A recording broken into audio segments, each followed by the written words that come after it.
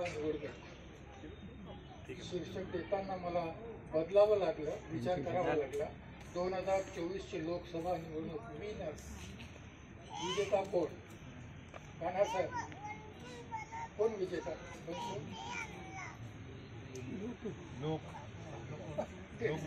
विजेता विनर्स संविधान, लोकशाही आणि आम्ही भारताचे लोक, हे या मासिकाचं शीर्षक आहे. आणि हे मासिक आपण या 2024च्या लोकसभा निवडणुकीला पर्यायाने संविधान, लोकशाही आणि भारताच्या लोकांना समर्पित केलेलं आहे. मागच्या मीटिंगमध्ये आपण बोललेलो होतो हे युद्ध आहे आणि हे युद्ध सुरू राहणार आहे. निवडणूक संपली 2024ची. आता कदाचित ऑक्टोबर नोव्हेंबरमध्ये महाराष्ट्राची निवडणूक येईल, त्याच्यानंतर नागपूर महानगरपालिकेची निवडणूक येईल.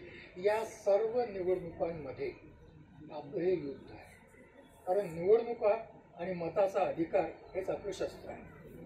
आणि युद्ध आहे Modi, BJP, NDA plus RSS विरुद्ध आम्ही भारताचे लोक. विरोधी पक्षाचं अस्तित्व ते आपल्या अस्तित्वासाठी लढतायत. आपली सुरुवातीपासूनची भूमिका आहे की ते आपल्या अस्तित्वासाठी लढतायत.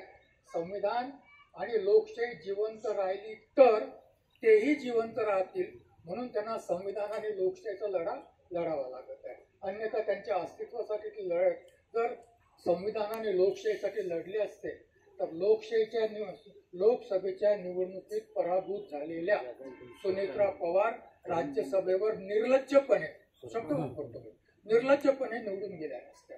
काल लोकसभेला पराभव झाला आणि आज त्या राज्यसभेवर निवडून जातात. ही लोकशाही नाही.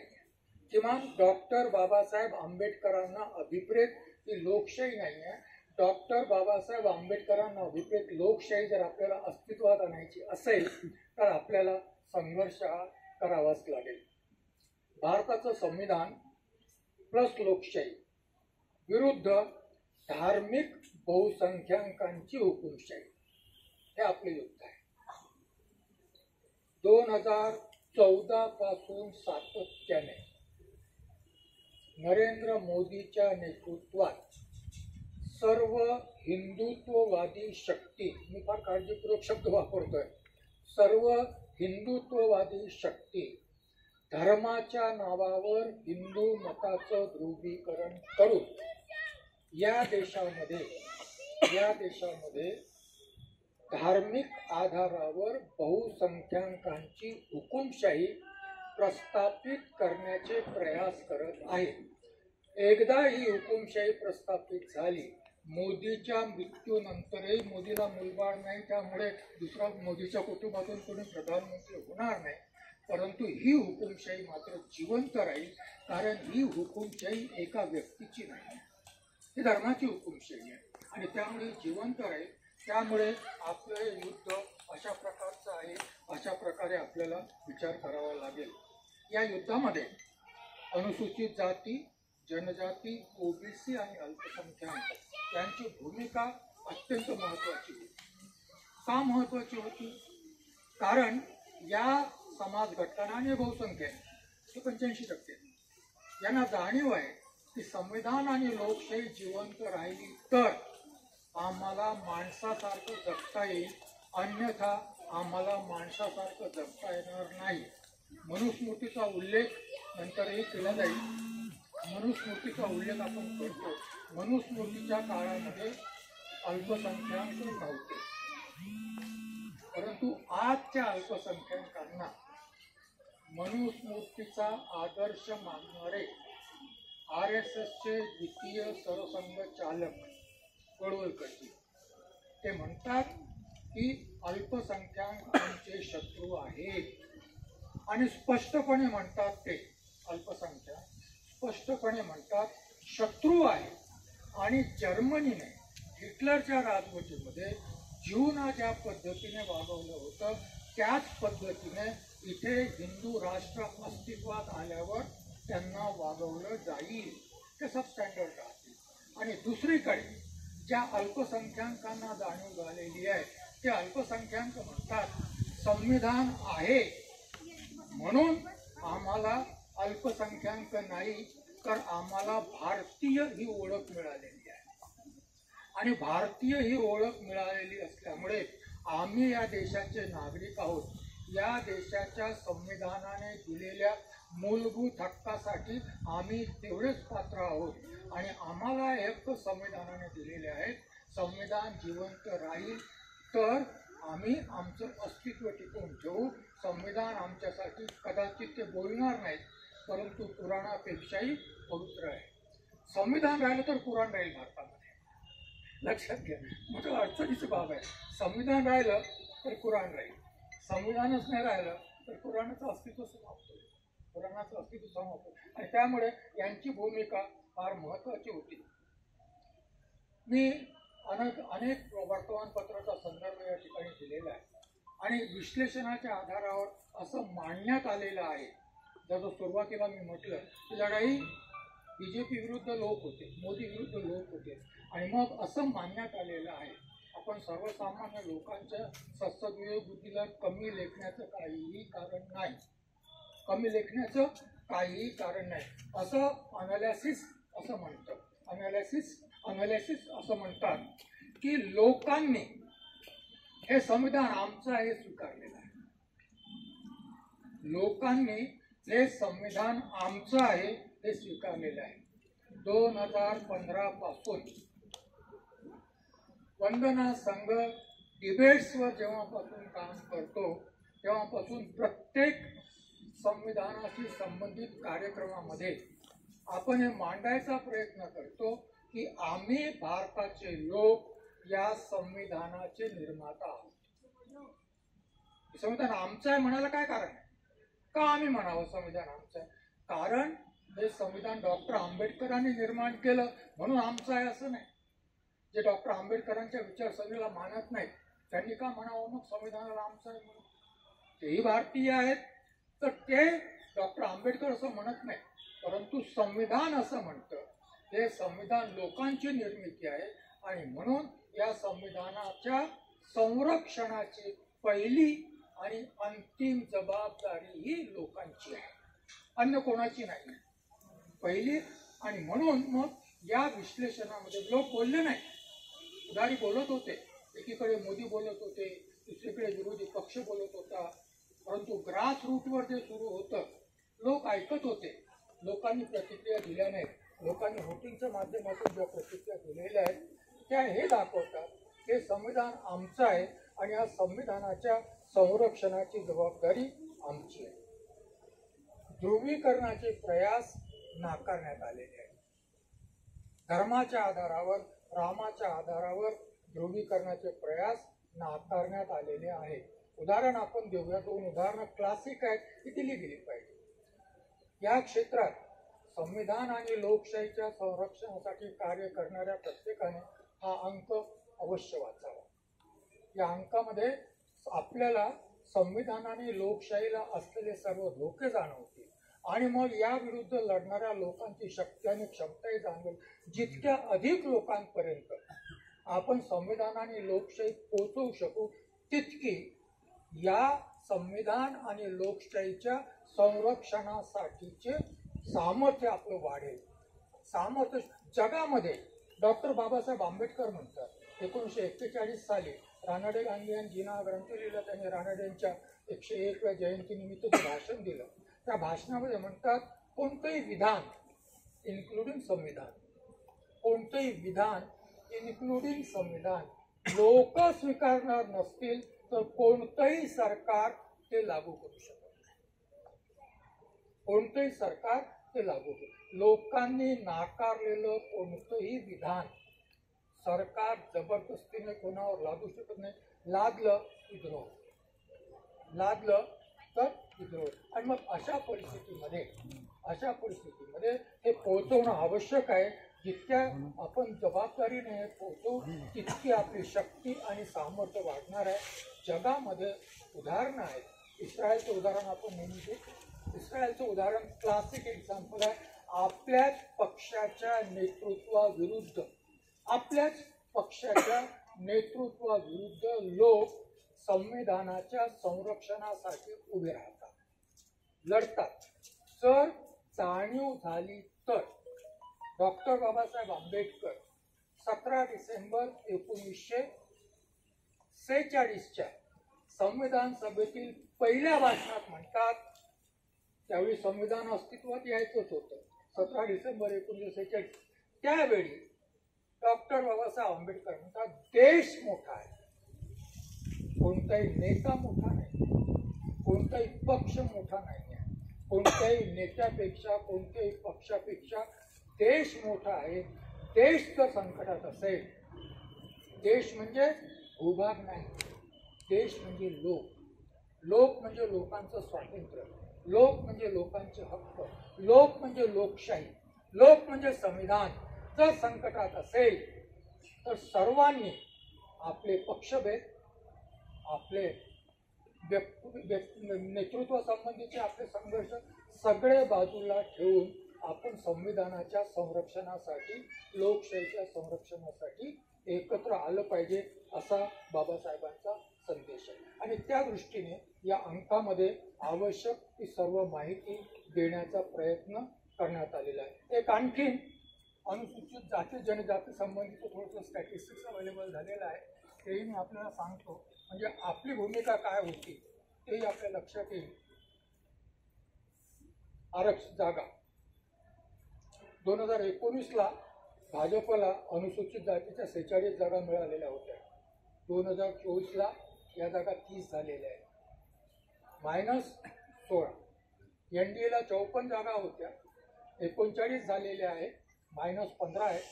काँग्रेसला फक्त 6 होत्या, आता 20 झालेल्या आहेत. इंडियाला 17 होत्या, 42 झालेल्या आहेत, +25 झालेल्या आहेत. अन्य 13 होत्या, ती -10 झालेल्या आहेत. अनुसूचित जनजातीची स्थिती अशी आहे, भाजपला 2019ला 21 जागा होत्या, आता 24 झालेल्या आहेत, -6 झालेल्या आहेत. NDAला एकंदर 35 होत्या, आता 25 आहेत, -10 झालेल्या आहेत. काँग्रेसला 5 होत्या, 13 झाल्या, +8 झाल्या. इंडियाला 7 होत्या, 19 आहेत, 12 प्लस आहेत. आणि अन्य महाराष्ट्रामध्ये SC STचे मिळून 9 जागा आहेत. यापैकी BJP किंवा NDAला केवळ 1 जागा मिळालेली आहे, BJPला केवळ 1 जागा मिळालेली आहे. 2019ला 8 होत्या, आता केवळ 1 जागा मिळालेली आहे. आणि तर हे सगळं स्टॅटिस्टिक्स आहे, आपल्या माहितीकरता हे सगळं मी सांगतोय, हे लक्षात ठेवावं. आणि मग यामध्ये एक आणखी आहे, आता NDA सरकार आलेलं आहे, NDA सरकार चालू आहे, परंतु मूळ प्रवृत्ती जाणार नाही आहे. कारण आताच काही दिवसापूर्वी पुन्हा घोषणा झाली, एक देश एक निवडणूक आणि UCC आमचा अजेंडा आहे, तो आम्ही पुढे नेणार. हे दोन्ही अजेंडे जे आहेत ते संविधान विरोधी आहे. पहिला निश्चितच संविधान विरोधी आहे. पहिला एक देश एक निवडणूक आपण याच्यावर लिहिलेलं आहे, आपण याच्यावर बोललेलो आहोत, ही संविधान विरोधी आहे. संविधान विरोधी याचा अर्थ सांसदीय लोकशाही प्रणालीच्या विरोधी आहे, सांसदीय लोकशाही प्रणालीच्या विरोधी आहे. आणि सांसदीय लोकशाही प्रणाली ही हेतुपूर्वक या देशासाठी संविधानाच्या माध्यमातून प्रस्थापित करण्यात आलेली आहे. आणि मग त्यामुळे हे आपण मांडलेलं आहे. आणि मग मोदीजींनी या निवडणुकीमध्ये काय प्रयास केलेत, हिंदू मताच्या ध्रुवीकरणासाठी नाही केलेच, केवळ त्याच्यासाठी नाही, परंतु मी देवाचा दूत आहे, मी देवाचा दूत आहे, मी देवाचा प्रेषित आहे. देवा ईश्वरानेच, देव शब्द नाही वापरला त्याने, ईश्वरानेच, गॉड, ईश्वरानेच मला पाठवलेलं आहे, ईश्वराने मला पाठवलेलं आहे. आईच्या मृत्यूनंतर आई नाकारली काय, नाकारली की नाही?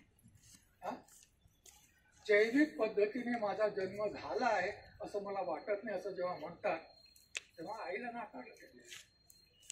माणूस स्वतःला देव प्रस्थापित करतो. डॉक्टर बाबासाहेब आंबेडकरांच्या प्रयासामुळे 17 ऑक्टोबर 1949ला संविधान सभेत संविधानात देवाचा प्रवेश नाकारला गेला. लक्षात ठेवा, 17 ऑक्टोबर 1949 त्या दिवशी उद्देशिकेवर चर्चा होती त्याची कामत नावाच्या सदस्याने प्रस्ताव मांडला. In the name of God we the people of India, अशा प्रकारे संविधानाच्या उद्देशिकेचा आरंभ व्हावा असा प्रस्ताव मांडला. डॉक्टर आंबेडकरांनी स्पष्टपणे म्हटलं की आमचं संविधान सेक्युलर आहे.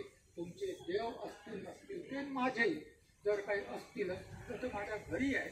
बाहेर जर माझा देश सेक्युलर आहे, संविधान सेक्युलर आहे, तर या संविधानात ईश्वराच्या अस्तित्वाला स्थान नाही. ईश्वर नाकारला गेला. असा नाकारला गेलेला ईश्वराच्या ज्या संविधानाने ईश्वर नाकारला, त्याच संविधानाच्या माध्यमातून प्रधानमंत्रीपदी संविधानिकपदी आलेला माणूस स्वतःला ईश्वराचा अंश घोषित करतो. संविधान कसं सुरक्षित राहील? संविधान कसं सुरक्षित राहील? लोकशाही कशी सुरक्षित राहील? लोकशाही कशी सुरक्षित राहील? आणि त्यामुळे यांच्या आश्वासनावर विश्वास आहे. आणि म्हणून मोदींनी या निवडणुकीमध्ये स्वतःला ईश्वर म्हणून स्थापित करण्याचे आणि ध्रुवीकरणाचे जे काही प्रयास केले, त्याचं सर्व डॉक्युमेंटेशन या अंकामध्ये आहे. स्वतंत्रपणे त्याच्या फोटोचंही डॉक्युमेंटेशन आपण केलेलं आहे. या देशामध्ये सगळ्यात मोठा भ्रष्टाचार झालेला आहे. बीजेपीच्या काळात, मोदीच्या काळात रोखे, निवडणूक रोखे, गेल्या 3 अंकापासून सातत्याने त्याची माहिती आपण याच्यामध्ये देतो. ही सर्व माहिती आपल्यासाठी उपयोगाची आहे. तिचा उपयोग व्हावा यासाठी सर्व माहिती आपण देतो. आणि हे सर्व साहित्य या अंकामध्ये आहे. एवढ्याच करता आहे की युद्ध सुरू आहे.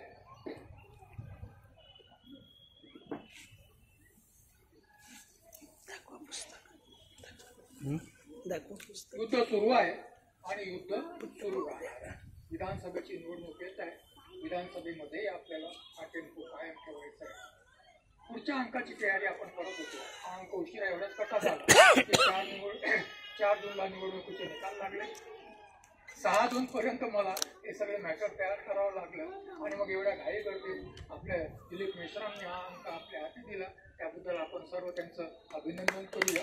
तर अशा गडबडीमुळे आपण हा 3ऱ्या आठवड्यात करतो.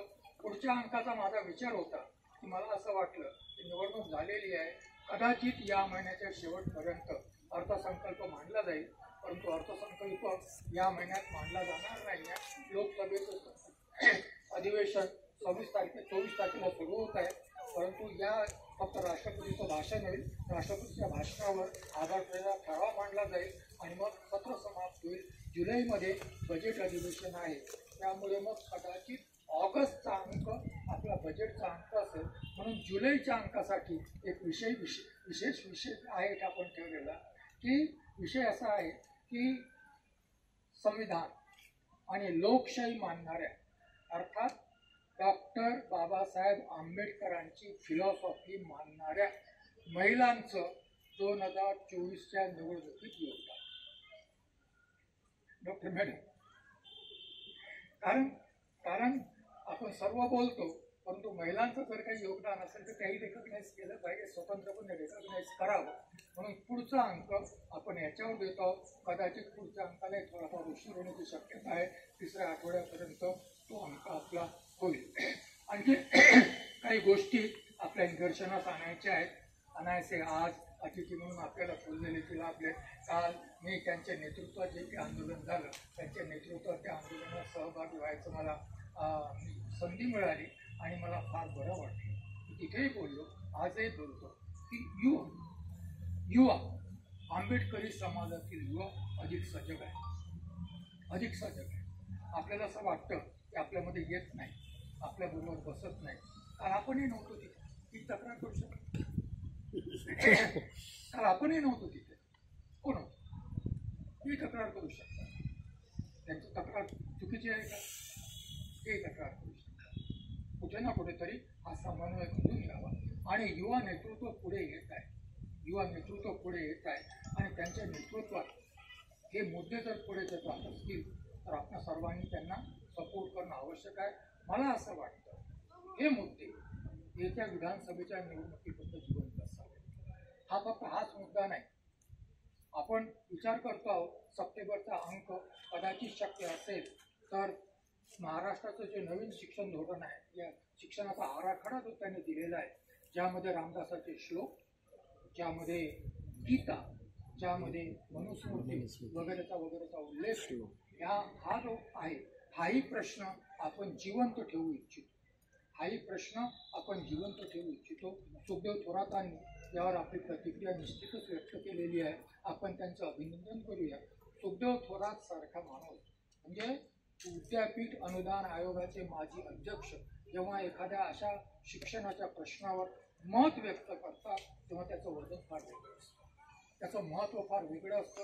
आम्ही त्याच्यावर बोलावं आणि थोरातांनी त्याच्यावर बोलावं फार वेगळी बाब आहे. आपण सुखदेव थोरातांचं अभिनंदन करूया आणि विनंती करूया की या संबंधात ते जे काही पुढाकार घेणार असतील तर त्यांच्या पुढाकारामध्ये, त्यांच्या नेतृत्वामध्ये नवीन एज्युकेशन शिक्षण धोरण नाकारण्यासाठीचं जर काही प्रयास होतो ते फक्त हा छोटासा प्रयास आहे कोणता, मनुस्मृतीचा. याचं मूळ आहे राष्ट्रीय शिक्षण धोरण 2020. याची मुळं तिथे आहे. जर हे नाकारण्यासाठी जर काही प्रयास होत असतील तर त्या प्रयासात आपण निश्चितच सहभागी, आणि त्या दृष्टीने येणारी विधानसभा निवडणूक फार महत्त्वाची. कारण ज्या राज्यामध्ये BJP विरोधी सरकार आहेत त्या राज्यांनी नवीन शिक्षण धोरण नाकारलेलं आहे. तामिळनाडूने नवीन शिक्षण धोरण नाकारलेलं आहे. पश्चिम बंगालने नवीन शिक्षण धोरण नाकारलेलं आहे. ज्या राज्यामध्ये भाजप विरोधी सरकार आहे त्यांनी नवीन शिक्षण धोरण नाकारलेलं आहे. जर उद्या या स्थानी NDAच्या स्थानी जर विरोधी पक्षाचं सरकार आलं तर त्या सरकारला आपण अनेक प्रकारे निवेदन करू शकतो, बोलू शकतो. त्यांच्याशी भांडणंच आपलं काम आहे. संघर्षाचं सरकार कोणाचंही असो, संघर्ष करावाच लागतो. हे फक्त BJPच्याच काळात होत आहे असं नाही. आपले अधिकार नाकारण्याचे प्रयोग काँग्रेसच्या काळातही झाले. 1992ला अर्थव्यवस्था मुक्त झाली. 1992ला अर्थव्यवस्था मुक्त झाली. कोणाचं किती भलं झालं तो भाग वेगळा आहे, परंतु अर्थव्यवस्था मुक्त झाल्याबरोबर सरकारी आणि सरकारी मालकीच्या कारखान्यामधील आपलं आरक्षण समाप्तीच्या मार्गाला लागलं. बरोबर आहे. कोणी सुरुवात केली अर्थव्यवस्थेच्या मुक्तीची? चांगली गोष्ट आहे, कदाचित पर्याय नसेल त्यावेळी, परंतु मुक्त अर्थव्यवस्थेमध्ये लोकांचे संवैधानिक अधिकार सुरक्षित राखले जाऊ शकतात. अशा प्रकारे मुक्त अर्थव्यवस्था राबवली जाऊ शकते जर सरकारची इच्छा असेल तर. हे सरकारचे प्रश्न आहेत आणि त्यामुळे एका सरकारला दोष देण्यात अर्थ नाही आहे. येणारं प्रत्येक सरकार, त्यामुळे ते कर्नाटक येदाडू जसं म्हणत होतं ना, त्यांना प्रश्न विचारता येतं, तुम्ही आज BJP विरुद्ध लढता, उद्या येणाऱ्या सरकारने हेच धोरण अवलंबलं तर तुम्ही काय करणार? त्यांच्या विरुद्ध लढू. दुसरा आमच्याकडे मार्ग काय? त्यांच्या विरुद्ध लढू. तर हे जे प्रश्न आहेत, हे प्रश्न अशा पद्धतीने आपल्याला विचारात घ्यावे लागतील, अशा पद्धतीने आपल्याला पाहावं लागेल. आणखीन काही गोष्टीकडे माझ्याकडे काय आहे, मॅटरफोर्स जास्त आहे, परंतु हे सगळं महत्त्वाचं आहे. 2-3 दिवसापासून नॅशनल मीडियामध्ये भागवतचं विधान आणि BJP मोठ्या पद्धतीने अहंकाराचा पराभव, अहंकार नसता तर वगैरे वगैरे वगैरे.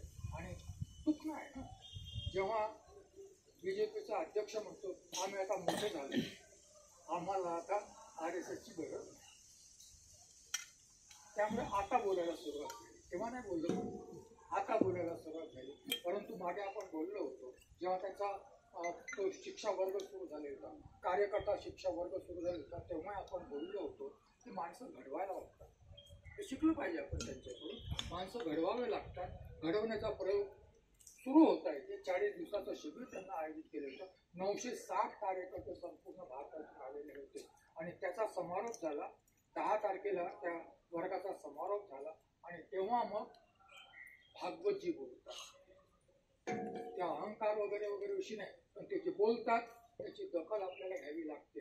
ते म्हणतात मणिपूर 1 वर्षापासून पेटताय, शांत करणं ही सरकारची प्राथमिकता असावी. तेव्हा जाग आली 2024च्या निवडणुकीनंतर. कारण कदाचित 2024च्या निवडणुकीच्या आधी बोलले असते तर मतप्रमाण हे सरकार नापत्ता आहे असं होतं. त्यामुळे याच्यावर बोललं गेलं ना, वर्षभर झोपले होते का म्हणून. विरोधी मताचाही आदर झाला पाहिजे.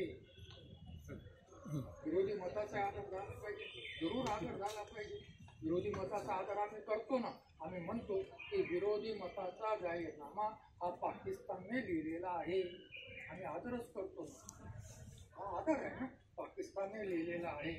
निवडणुकीच्या प्रचारादरम्यान समाजात द्वेष निर्माण करण्यात आला.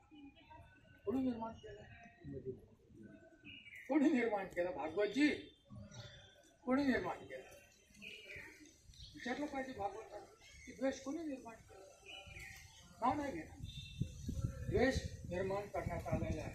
आणि मग ते म्हणतात निवडणुकीत द्वेष निर्माण करण्याचा प्रयत्न झाला.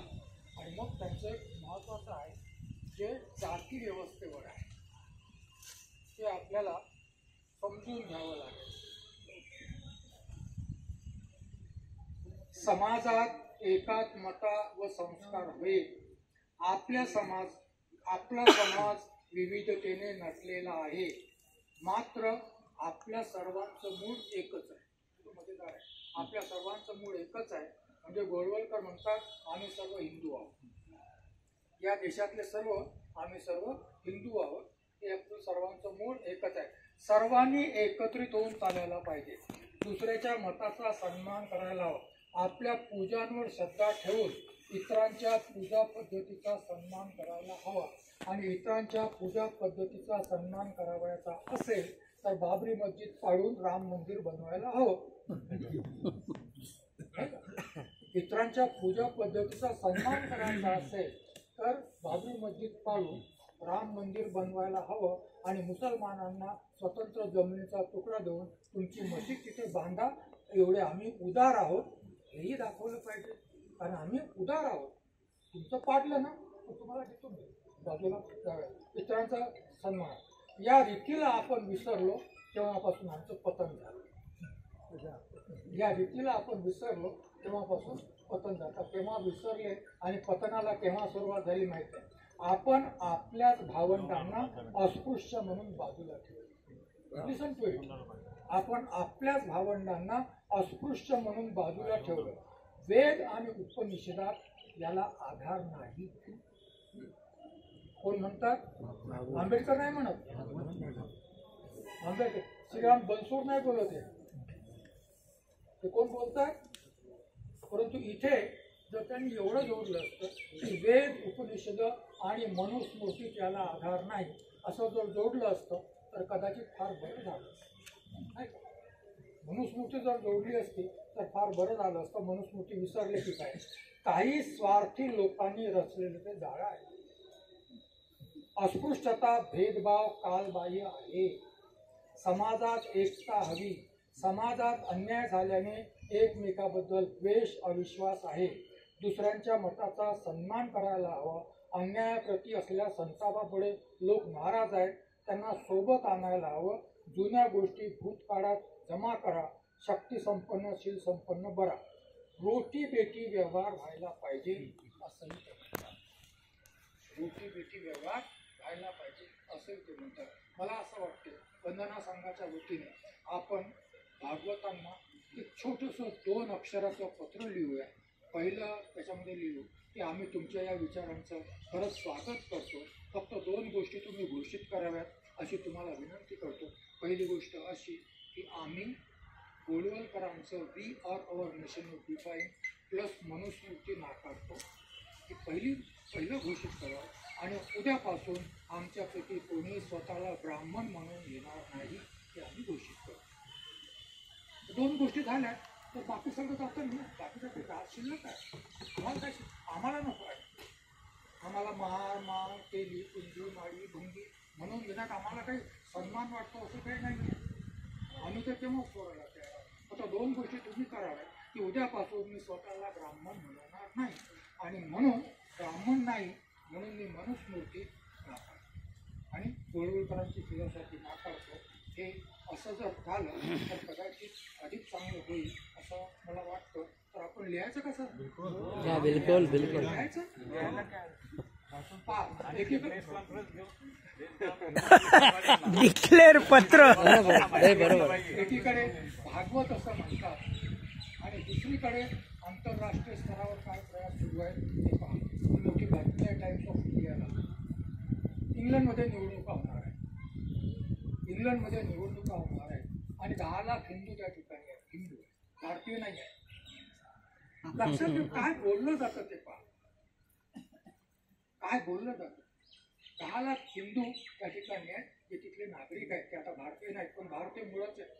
ते भारतीय आहेत. आणि मग ते इलेक्शन असल्यामुळे सर्व राजकीय पक्षांना आवाहन करतात आणि त्यांनी एक मॅनिफेस्टो जाहीरनामा घोषित केलेला आहे.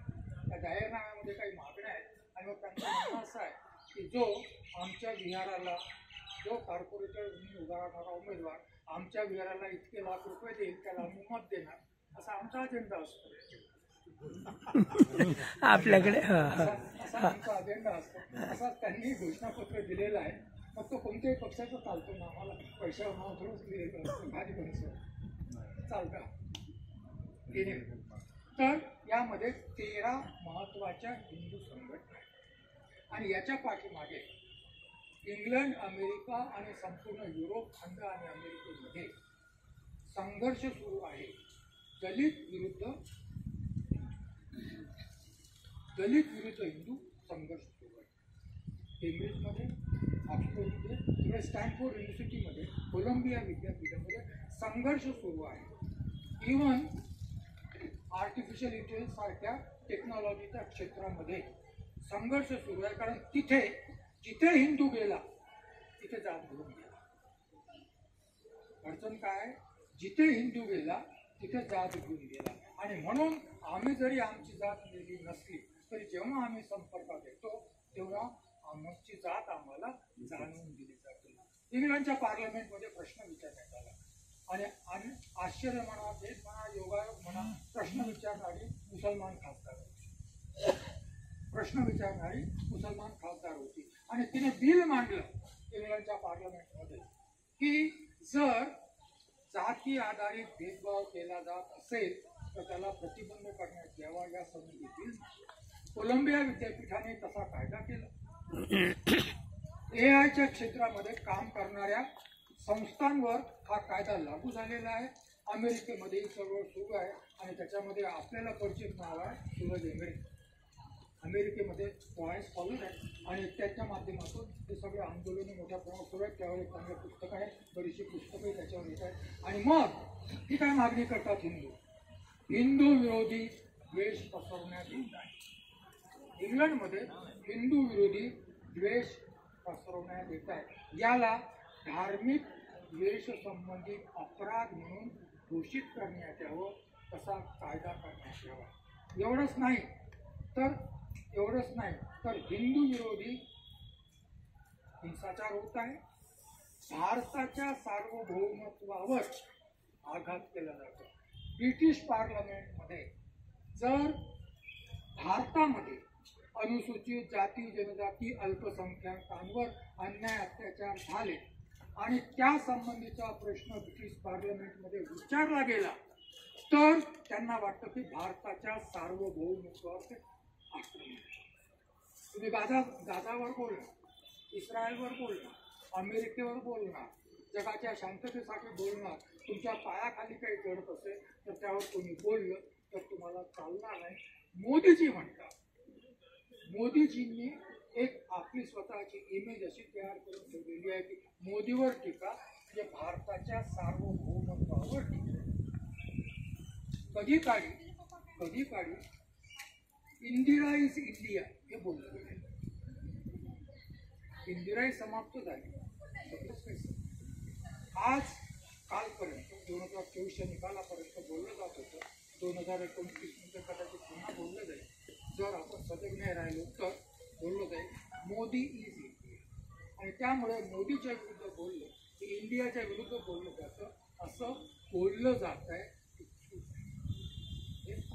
आणि मग ते काय म्हणतात की आमच्या देशाच्या अंतर्गत बाबीवर ब्रिटिश पार्लमेंटमध्ये काहीही बोललं जाणार नाही यासंबंधी कायदा करण्यात यावा. आमच्या मंदिरावर हल्ले होत आहेत, आम्हाला संरक्षण देण्यात यावं, धमक्या दिल्या जात आहेत, संरक्षण देण्यात यावं आणि आम्हाला सुरक्षा प्रदान करावी आणि मंदिराच्या साठी आम्हाला निधी उपलब्ध करून देण्यात यावा. डिस्टर्ब नाही तर काय विषय सुरू आहे, विषय सुरू आहे ना. या लेवल पर्यंत कोणती लेवल आहे ती मला माहित नाही, पर्यंत हिंदू धर्माचा विषय महत्वाचा आहे ना. अनिवार्य करा. या लेवल पर्यंत हिंदू धर्माच्या शाळांना विशेष निधी देण्यात यावा. कारागृह, इस्पितळ, शाळा हिंदू पुरोहित नियुक्त करावा. कशासाठी?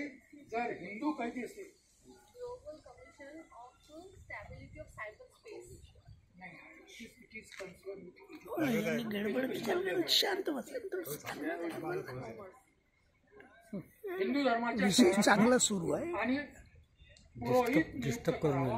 हो ना, फालतू चुपचाप बसायचं. ज्या स्थानी हिंदूंना पूजा करण्यासाठी डायरेक्टर आहोत का एकीकडे हिंदू धर्माच्या प्रचार प्रसारासाठी आंतरराष्ट्रीय आमच्याशी बोलतात ते डिस्टर्ब करू नये. नाही तसा विश्वास. या सगळ्या गोष्टींची दखल आपल्याला घ्यावी लागेल आणि येत्या काळासाठी आपण सजग असणं आवश्यक आहे. जर सजग नसलं, जागरूक नसतो, 2000 पुन्हा विधानसभेच्या वेळी जर जागे होणार असतो तर आपली लढाई ही आपल्याला जिंकता येणार नाही आणि कायम आहे असं समजावं आणि आपण तयारीला लागावं. धन्यवाद. धन्यवाद.